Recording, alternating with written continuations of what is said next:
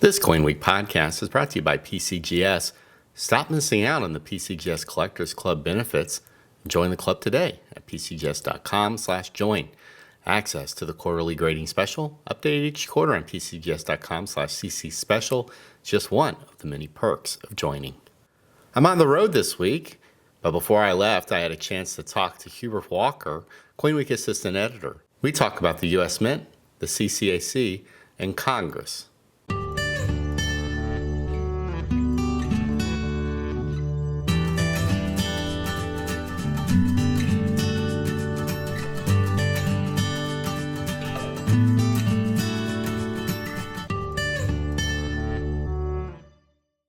So Hubert Walker, thanks for joining me on the CoinWeek Podcast. Yes, thank you for having me. Yeah, it seems like, we've been working together for years. This is, the 57th or 8th podcast and I've never had you on. I must be a terrible person. Well, you are a terrible person, but that's neither here nor there. I appreciate the vote of confidence. You've kind of been the guy that I've leaned on to keep me abreast of some of the inner goings of the bureaucracy of the coin industry. Specifically, I guess you've been listening to the CCAC meetings for quite a while. We got a new team in place now. Yes. So what do you make of Kareem? How was his first meeting? It was good. Kind of early in the game to see what he'll add. I think one thing that happens at CCAC meetings is that the other members, they've been there a while and they have certain topics that they like to touch on, which is kind of mystifying if you think about it, or it gets kind of to the point of what might be wrong with the system. But They have certain topics that they talk about frequently, like no plaques, meaning too many inscriptions. They often talk about the planchet size being good canvases for certain types of art. So by that, certain denominations might have different kinds of art more suited to them, et cetera, et cetera. They basically almost philosophical or aesthetic issues that they bring up time and time again. So one of course is left to wonder if the committee that is in charge of helping design American coins can't really sway how coins are designed. There might be a problem there. But at any rate, Mr. Abdul-Jabaar is new to all this, and his first meeting happened last month, and he gave his opinions on the coins and the designs, and hasn't yet been able to jump in on the aesthetic and philosophical debates that they're fond of. So who did he replace? Did he replace Roach? Yes, he replaced Steve Roach as a member of the committee for the representing the interests of the general public. Yes. So obviously, the CCAC can't do, they can't work miracles. I mean, they essentially, by the time they get involved in the design process, the candidate designs have already sort of been vetted and selected, and sent to them, and then they have like a small group of potential designs to choose from, and they can sort of deep six them all, but it's not like they get to go and say, hey, wouldn't it be great if we came out with a coin about this topic or that topic? Because essentially Congress is giving them all these terrible coin programs to begin with. That's mostly true. They don't have much of a say on the actual programs. Well, what am I saying? They don't have any say on the actual programs. They can offer their opinions, and this is usually best done through the media, say print publications or online. They often advocate for certain programs, like former Chairman Gary Marks. Side note, I believe it was Gary Marks. Former Chairman Gary Marks a few years back, was a very big advocate for a change on the American silver eagle reverse. That hasn't happened, but they were big advocates of that, and many of those ideas were then folded into different programs under Moy, Director of the Mint, Edmund Moy, such as the ultra-high relief St. Gaudens 2009 issue and the American Liberty gold coins. But as far as them just receiving design packets and having to more or less pick the ones they like, that's not exactly true. They do have discussions about concepts and themes before most programs. They can make recommendations to the artist, focus on this, don't focus on that, that sort of thing. And they do defer a lot to the interest groups that they do defer a lot to the interest groups that are advocating for the coins, such as many of the national parks. They have their own representatives who offer the committee, and rightfully so, significant context and their own preferences for what they would like to be represented. And since they are the people who know the park best, not only physically but spiritually even, then, of course, they're going to listen to that. But the committee does have a say in the recommendations they make to the artists. And then it's up to the artist to interpret the not just the law and what is mandated by the text of the law, but also the recommendations that the committee gives to the artist. It's then up to the artist to interpret those to the best of their ability. It doesn't always work out. Rather notoriously, the first round of Effigy Mound National Monument quarters were roundly rejected, and they were sent back to the drawing board. But usually the artists do a good job of interpreting the recommendations of the committee. At least one of them does. Well, the Effigy Mound quarter, I guess that's just been recently released, and it's terrible. But I don't know how anybody expected it not to be terrible. Yes, it's and that's kind of consideration to keep in mind. It's not always easy to represent pictorially some of the design concepts for some of these coins. For effigy mounds in particular, you're talking about earthen mounds that are covered in grass. How do you convey that?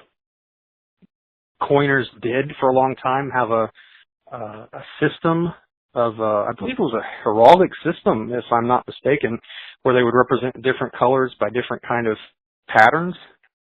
But that wouldn't necessarily fly in today's almost photorealistic coin portraiture. I don't know. Maybe they could do some kind of symbolic cross-hatching to represent grass, and maybe that could have worked, but that probably would be too abstract for the series. At any rate, it's very, very hard to do right.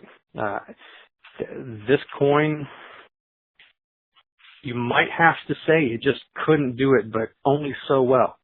That doesn't keep the public at large from calling it the Chicken McNugget quarter, but sometimes the task is just very, very difficult. And the abstract principles also, like how do you represent on the platinum coins, the platinum bullion and proof coins, how do you represent the concepts of different lines from the Constitution? How do you do that? So it's up to the artist's ingenuity. It's up to the wisdom of the committee to make recommendations that point the artist in the right direction. But these are hard concepts sometimes, and sometimes they're just hard things to draw correctly on a coin. Well, I mean, I'll get back to just the general idea, like, the design of the concept of liberty. It has, there's an allegorical character, and you can add flourishes or hats or poles or drapes or whatever you add to it, but you basically take a philosophical concept and you reduce it to some sort of figure or some sort of universal representation. I don't know how you take a physical place like a national park, which typically is like a wide expanse of some sort of natural area, and crystallize that on a quarter, which is not a big coin, and have that make sense at all, and unless you reduce the whatever this representation is to such a small degree that it looks like a miniature version of it, and that to me it's just all around a bad idea. And I guess that's why, if you really want the design, because you like the design, you have to go for the 5-ounce coin, because it's really the only way to see it. Right. That's the larger diameter of the 5-ounce silver coins. Yes, they are a better canvas for these designs. Yes. Earlier, I think I asked you to send me a list of the failed but introduced legislative bills for new commemorative coin programs, and it seems to me that if this is the direction the last Congress was going, that there's probably little hope that we're going to see spectacular new programs on the horizon. I really find some of these things dubious. The 50th anniversary of the Texas Western College Men's Basketball Championship Commemorative Coin Act. I've long wanted another basketball coin. Let's see.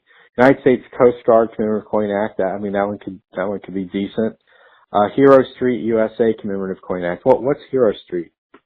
Okay, it is a street in Silvis, Illinois, that was renamed Hero Street in the late 60s, in tribute to the sons of Mexican immigrant families that lived on that road, who died serving in the military in World War II and the Korean War. So it is a veterans commemorative, and it's also a Hispanic commemorative. Kristen McAuliffe coin. She, of course, is the teacher astronaut in the Challenger accident. One thing that commemorative has going against it is that it was proposed in 2016, which would have been the 30th anniversary of the Challenger disaster. Now it will be the 31st. Not that the U.S. Mint or the Treasury Department would be opposed to odd-numbered anniversaries, but that's definitely something going against it. The American Innovation Dollar Coin Act, they should probably rename it to the United States Mint Makes Some More Money Off the Back of Collectors Coin Act, because I think the only people who are actually going to see that coin are collectors buying the coins from the mint. There you go. There's my burn on that. Well, you pretty much have to say that about all the programs. So. Yes, sir. There are some people who insist that putting a dollar coin out is something that the mint should do. How do you feel about that one? Absolutely. We should be using dollar coins and $2 coins, just like pretty much the rest of the world. The paper money. I mean, people have this. People are anti-penny, but for some reason the dollar bill is perfectly fine. No, I'm totally on board with dollar coins and even $2 coins. Yeah, I'd say I'd be in favor of eliminating the penny and the nickel for $1 and a $2 coin that we actually spend. And that way you could clear up the two little slots in your register drawer and you wouldn't have that excuse anymore. There you go. So so obviously none of these passed muster. Do you see any of these coming back in this session of Congress and actually getting through? Some have already. The American Innovation Dollar Coin Act was reintroduced. The Naismith Basketball Commemorative, Naismith Memorial Basketball Hall of Fame Commemorative Coin Act was just reintroduced at the end of February. They often the commemorative coin acts, they tend to come up again and again and again. Frankly, I'm surprised that the Korean American commemorative coin act hasn't come back already. That one is notorious. In the 2000s, it kept coming up again and again and again. We may see it again. So one of the things you've been doing for us for the last few months is you've been curating the CoinWeek newswire. If people haven't checked it out, what is it and why should they check in? Okay, well, it's basically just a roundup of all the coin-related news of the past week that was just off the radar for our regular coverage. So, if a turtle in Thailand swallowed a bunch of coins and had to have expensive surgery, it's in Newswire. If a metal detector in Britain found the oldest hoard of Celtic coins in Wales, it's in Newswire. That kind of thing. Basically any kind of news that we didn't get to during the week that we think readers might be interested in, might find funny or strange, or basically almost like a little blog inside of the website.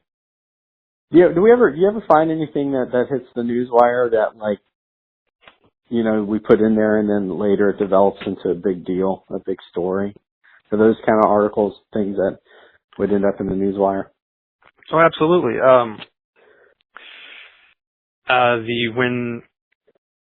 When the Bank of England admitted that it uses animal fat in its banknotes, that was originally in Newswire, but it became a bigger issue, a bigger story, as it broke on Twitter. Several counterfeiting articles have ended up getting bigger, things like that. You got numismatic crime in there usually every week. Yes, we do. We do include the Numismatic Crime Information Center, the NCIC. We include their bulletin every week. That's a service done by Doug Davis over at numismaticcrimes.org. And so it's definitely something you want to check out. It's we upload it every Friday morning, and takes quite a bit of digging around the internet to find it. Some of these things, I think you check out different mints websites, different newspapers from across the world. It's a lot more involved than just doing a Google alert for coins. So it's something you definitely want to check out. All right, Hubert, man, thanks for stopping by and joining me for the podcast. And I'll try not to take another year and a half before I ask you to comment on the old audio program. You're welcome, and anytime. All right, man. Take care. You too.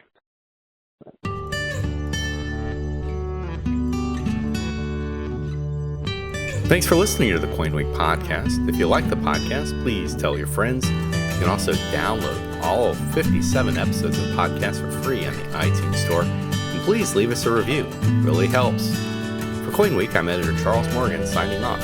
Until next time, happy collecting.